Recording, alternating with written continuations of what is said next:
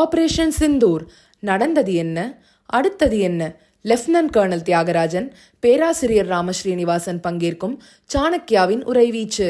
June 29 ஞாயிறு மாலை 6 மணிக்கு கிகானி ஸ்கூல் ஆடிட்டோரியம், RS புரம், கோயம்புத்தூர். அனைவரும் வருக, அனுமதி இலவசம். அங்காடிகளில் எடை இயந்திரத்தோடு ப்ளூடூத் முறையை இணைத்திருக்கிறார்கள்.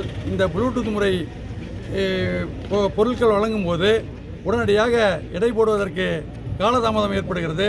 இதனால் குடும்ப அட்டைதாரர்களுக்கும் அங்காடியில் பணிபுரியும் பணியாளர்களை எங்களுக்கும் மிகுந்த பிரச்சனை ஏற்படுகிறது.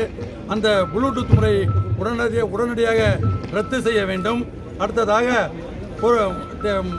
தமிழ்நாடு நுகர்பொருள் வாணிபக் கழக கணக்கிலிருந்து வந்து கொண்டிருக்கின்ற பொருட்கள், அத்தியாவசிய பொருட்கள் ஒரு மூட்டைக்கு 2 கிலோ முதல் 3 கிலோ வரை எடை குறைவாக இருக்கிறது. அரசு இந்த ப்ளூடூத் முறையை முதலாவதாக தமிழ்நாடு நுகர்பொருள் வாணிபக் கழக கிடங்கில் பொருத்திவிட்டு அப்புறமாக அதை வந்திருக்கின்ற அந்த பொருள்கள் வர இருக்கின்ற அங்காடிகளுக்கு பொருத்தினால் இது மிக சரியானதாக இருக்கும். இந்த நகர்பணி மிகவும் கஷ்டமான ஒரு சூழ்நிலை. அங்காடி பணியாளர்கள் ரொம்ப சிரமத்துக்கு உள்ளாகின்றார்கள். அதுபோல 1000 கார்டுக்கு மேல் உள்ள குடும்ப அட்டை ரேஷன் கடைகளுக்கு ஒரு உதவியாளரை நியமனம் செய்ய வேண்டும். அதுபோல விடுமுறை நாட்களிலே அத்தியாவசிய பொருட்கள் நகர்வு பணியை ரத்து செய்ய வேண்டும்.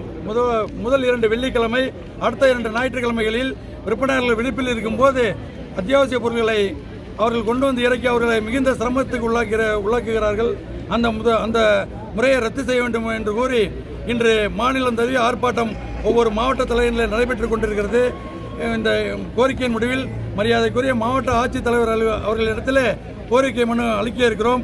அரசு இதை நிறைவேற்றாத பட்சத்தில் வருகிற ஜூலை 14/7/2025 முதல் மாநிலம் முழுவதும் கால வரையற்ற வேலைநிறுத்தத்தை தொடங்க இருக்கிறோம் என்பதை தெரிவித்துக் கொள்கிறேன். உங்க பேரு?